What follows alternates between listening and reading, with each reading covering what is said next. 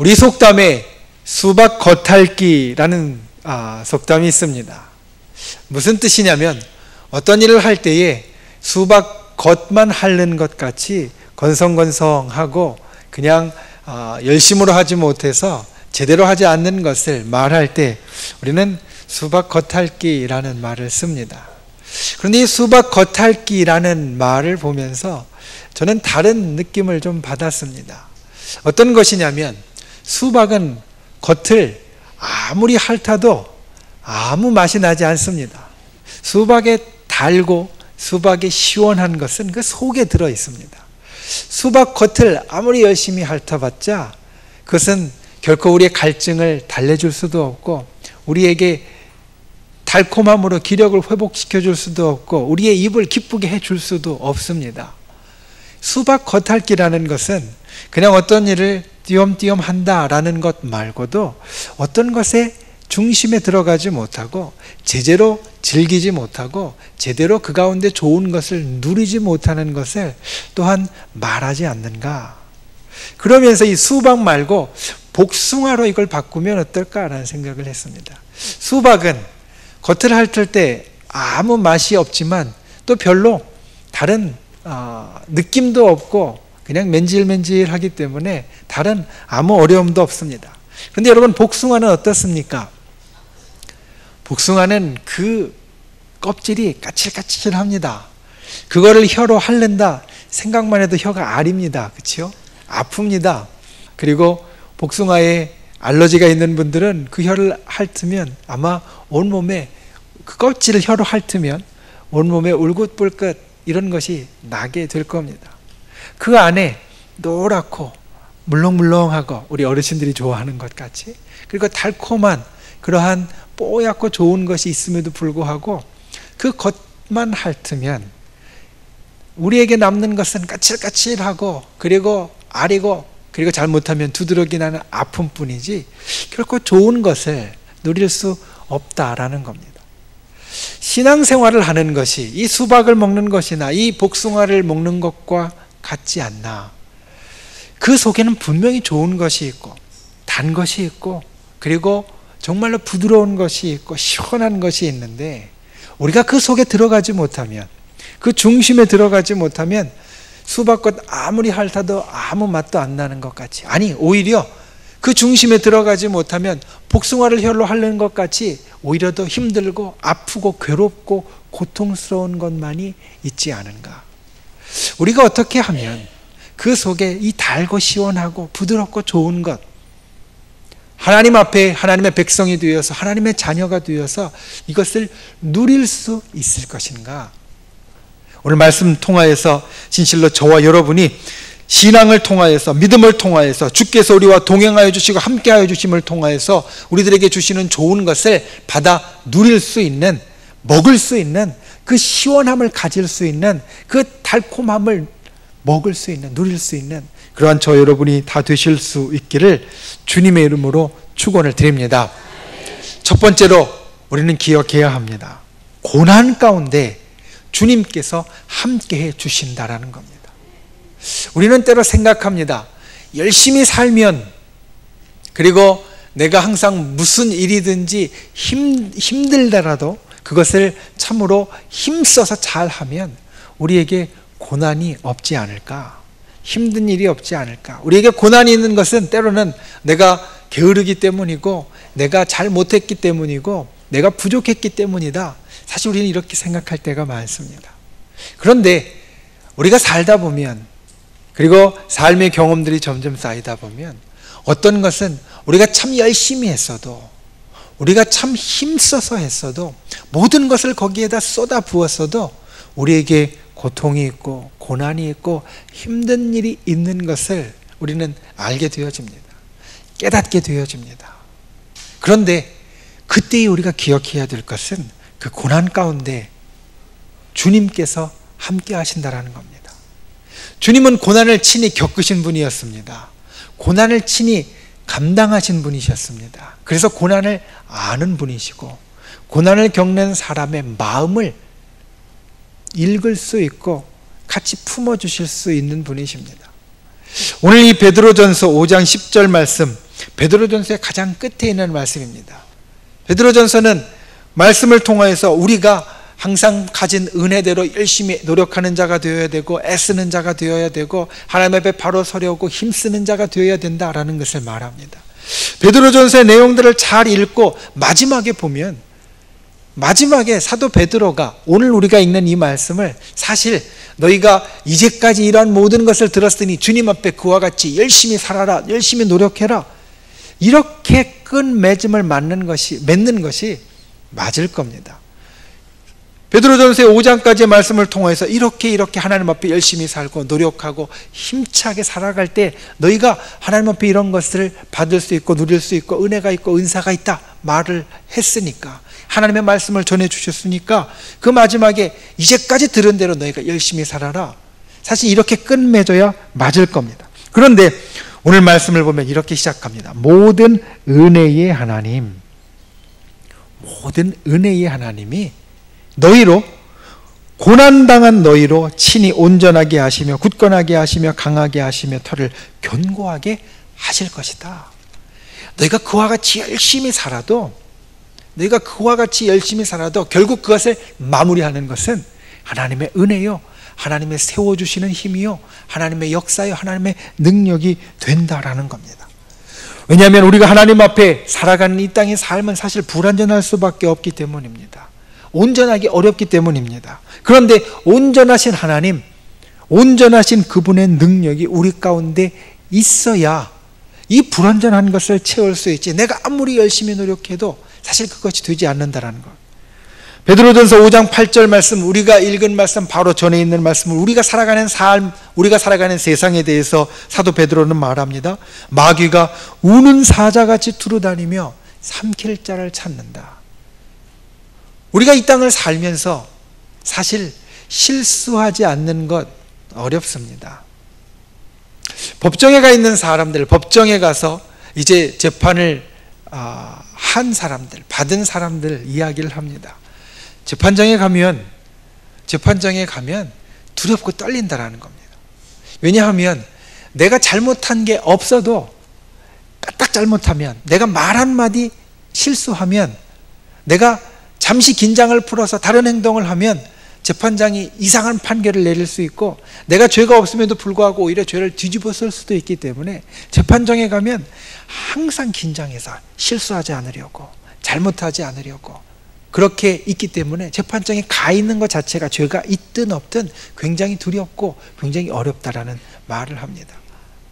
우리가 이 땅을 살아가는 삶도 우리는 느끼지 못하지만 사실 그렇습니다. 왜냐하면 마귀가 우는 사자같이 두루다니며 삼킬 자를 찾는데 바로 우리를 삼키려 하기 때문에, 우리가 조그만 실수하나, 우리가 조그만 잘못하나, 우리가 조그만 연약해진 것 같고 뒤로 물러서는 것 같으면 마귀는 우리를 삼키고 우리를 넘어뜨리고 우리를 어렵게 하고 힘들게 하려고 우리에게 달려들기 때문입니다. 그런데 재판정에서 재판을 하는 사람들이 그 모든 힘들고 두려움에도 불구하고 의지하는 것이 있습니다. 그것은 누구냐면 바로 변호사입니다.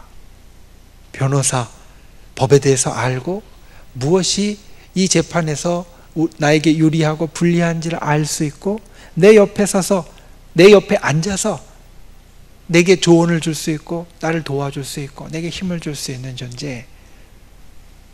우리가 이 땅의 삶을 살 때도 그와 같은 분이 계십니다. 주님께서 우리에게 그와 같은 분이 되어주십니다. 성경은 성령을 보혜사라고 말씀하고, 보혜사는 우리를 변호하는 자, 우리를 대신하여 우리를 돕는 분이라는 뜻이 있다 말씀을 드렸습니다. 예수 그리스도의 영인 성령께서 우리 가운데 계시다. 우리가 이것을 세상을 살 때 항상 기억해야 합니다. 때로는 힘들고 어렵고 고통과 고난 가운데 빠져도 주님은 결코 우리를 놓지 않고 우리 가운데 같이 계시며 우리를 도와주시고 우리에게 힘 주시는 분이라는 것을 우리는 기억해야 한다는 겁니다. 때로는 성경의 욥과 같이 우리는 하나님이 어디 계시냐고 말할 수 있습니다. 나의 고난과 고통과 이 어려움이 너무나 극심하여서 하나님이 계시지 않은 것 같이, 주님이 나를 도와주시지 않는 것 같이, 내 옆에 변호인이 없는 것 같이 느껴질 때가 있습니다. 그런데 그때에도 주님은 우리와 함께하여 주신다는 겁니다. 사도 베드로는 이것을 그의 경험을 통해서 알았습니다. 나는 주님 앞에 힘써서 주님의 수제자로 모든 것에 주님을 보필하고 또 주님과 함께하고 주님 옆에 서 있는 자로 나아갈 것이다 자신하고 열심히 노력했습니다. 그런데 사도 베드로는 마지막에 중요한 순간에 실수했습니다. 마지막 중요한 순간에 큰 잘못을 저질렀습니다. 예수님을 부인하고 예수님을 모른다고 맹세하고 예수님에 대하여 저주하기까지 하는 전혀 베드로에게 어울리지 않는 행동을 했다는 겁니다. 그가 고난 가운데, 고통 가운데, 근심 가운데, 염려 가운데 들어갔습니다. 그런데 그때 베드로가 느꼈던 것이 바로 이것이었습니다. 나는 부족하지만, 나는 연약하지만, 나는 힘들고 어렵지만, 고통과 고난 가운데 있지만 하나님의 은혜가 나를 강하게 해주실 것이고 견고하게 해주실 것이고 세워주실 것이고 온전하게 해주실 것이다. 베드로가 그와 같은 것을 알았기 때문에 그의 말씀의 마지막에 이 하나님의 은혜가 우리 고난 가운데 처한 자를 온전하게 하시고 고난 가운데 처한 자를 강하게 하시고 견고하게 하시고 세워주신다라고 우리에게 고백하고 있는 것입니다. 여러분 기억하십시오. 고난 가운데 있을 때에도 주님은 결코 우리를 놓지 않으십니다. 힘들고 어려움 가운데 있을 때에도 주님은 결코 우리를 홀로 내버려 두지 않으십니다.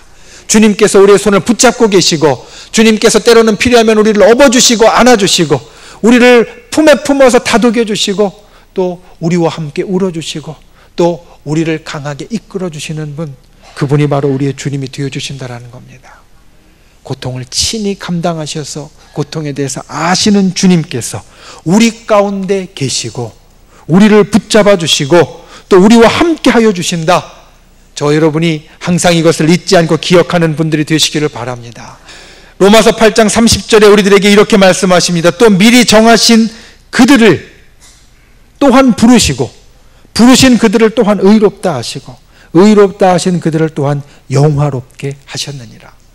여기에 그들이 바로 저와 여러분입니다.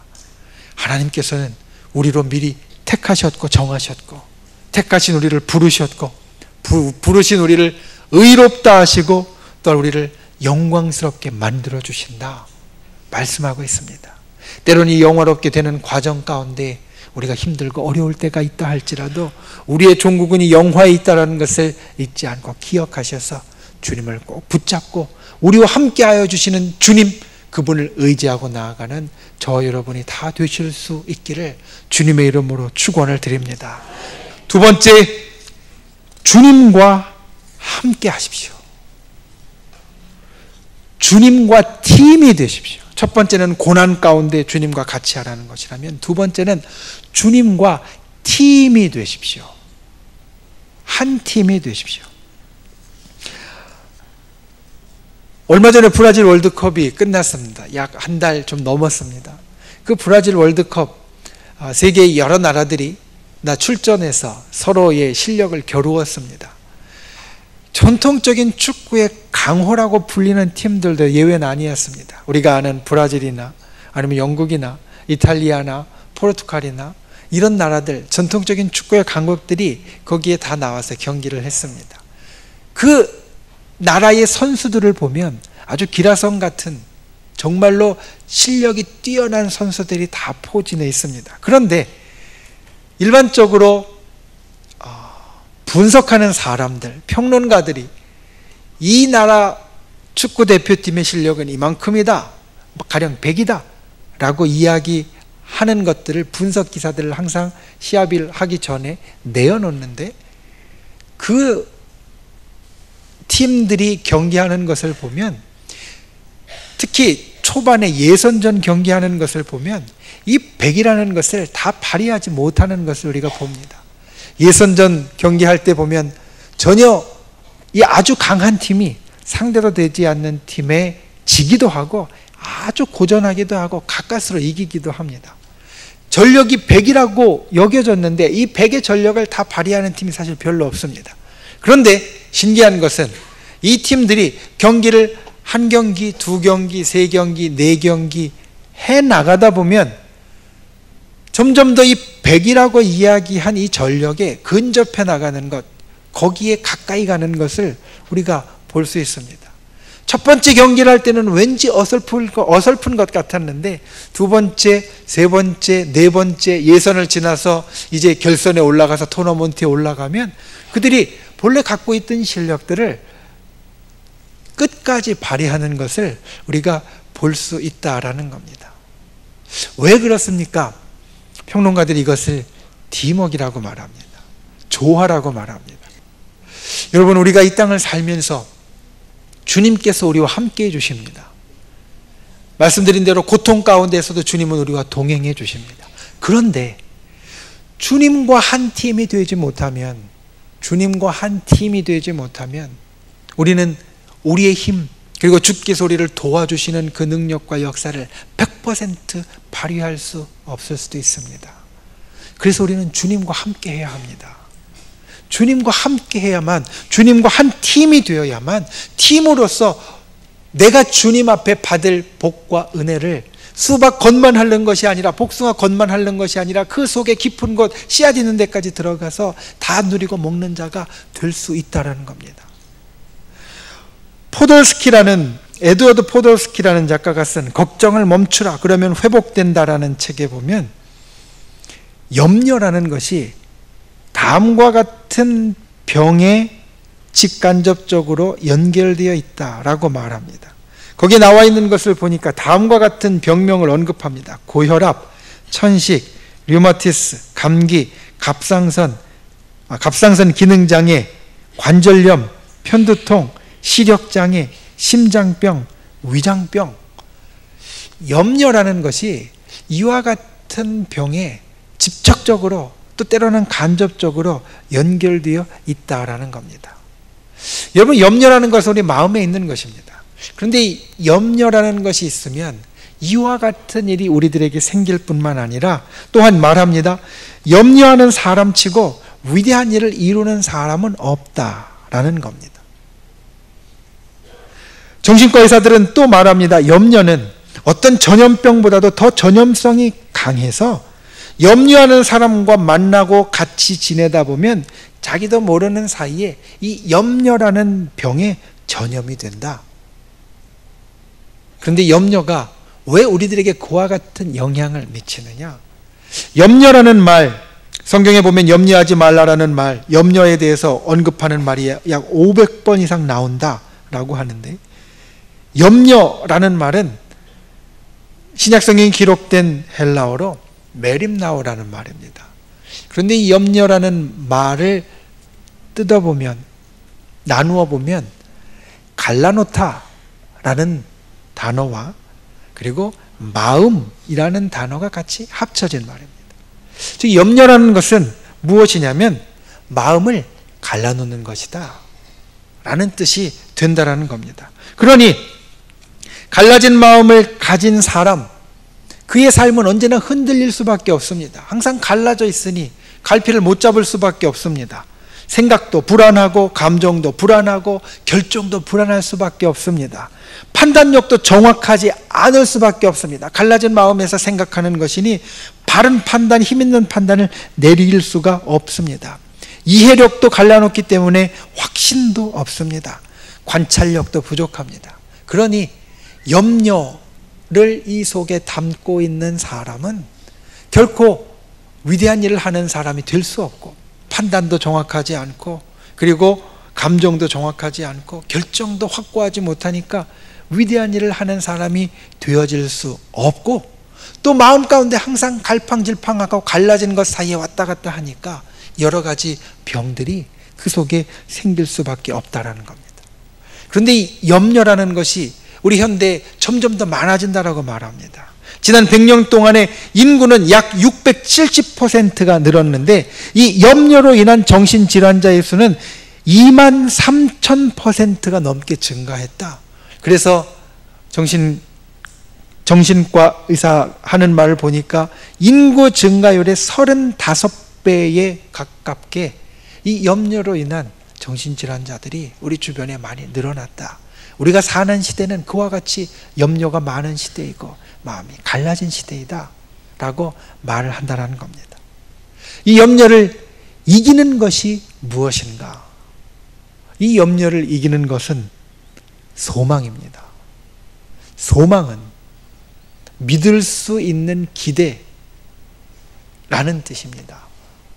왜냐하면 믿을 수 없는 기대는 망상입니다. 이루어질 수 없는, 기대할 수 없는 것은 망상이지 결코 소망이라고 말할 수 없습니다.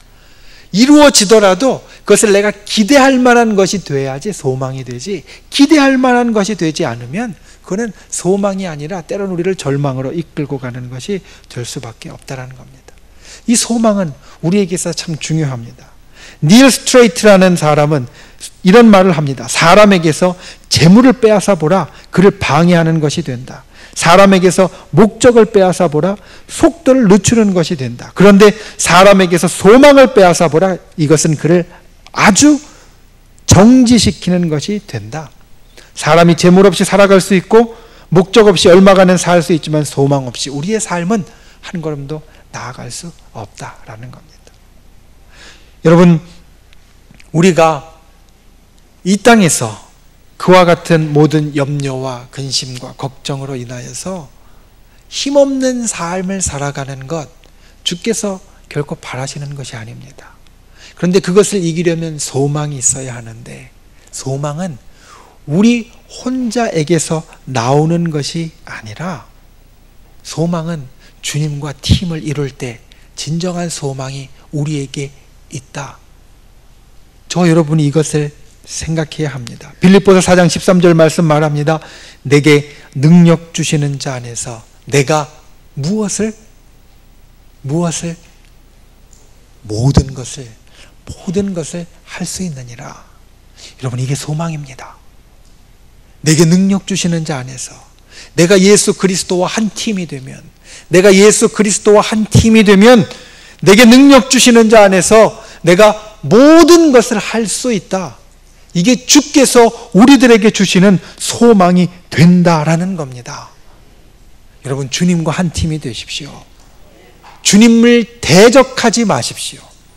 주님은 말합니다. 마귀도 서로를 대적하지 않는다라고 말합니다. 바리새인들이 와서 귀신을 쫓아내는 예수님께 와서 말했습니다. 저가 귀신을 의지해서 귀신을 쫓아낸다. 그러자 예수님께서 그 바리새인들을 향하여서 말합니다. 사단의 능력을 힘입어 귀신을 쫓아내는 것이라면 사단이 사단을 대적하는 것인데, 그렇다면 어떻게 사단의 나라가 서겠느냐? 이 말씀은 돌이켜보면 매사에 있어서 분란을 일으키고, 매사에 있어서 싸움을 일으키고, 매사에 있어서 미움을 일으키고, 매사에 있어서 갈라놓는 마귀도 자기들끼리는 싸우지 않는다라는 겁니다. 자기들끼리는 싸우지 않는다. 그런데 우리가 주님과 한 팀이 되었다라고 하는데 우리는 때로 주님과 싸웁니다. 세상사는 다 그런 거야 그러면서 주님과 밀고 당기기 합니다. 주께서 원하시는 게 이거예요. 근데 저가 원하는 건 이겁니다. 밀고 당기기 합니다. 때로 주님을 대적합니다.